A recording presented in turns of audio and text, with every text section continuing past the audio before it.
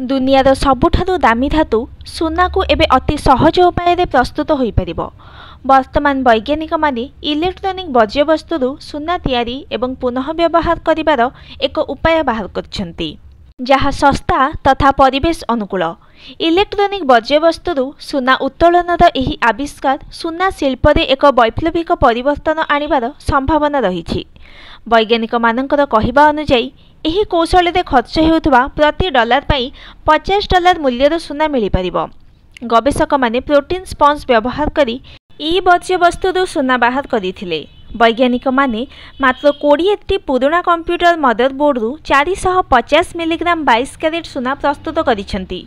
एते परिमाणर सुना तैयारी करिवार मूल्य ठारू 50 गुण कम।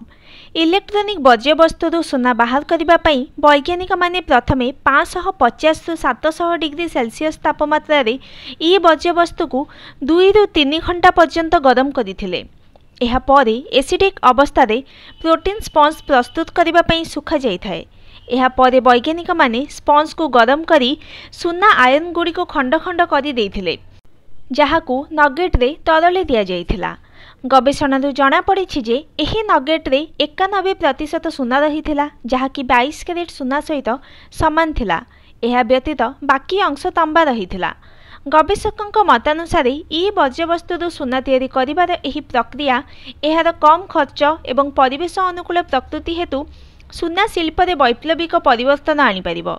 एक अध्ययन अनुसार विश्व में प्रति वर्ष 50 न्यूटन टन रु अधिक इलेक्ट्रोनिक वर्ज्यवस्तु उत्पन्न होता है।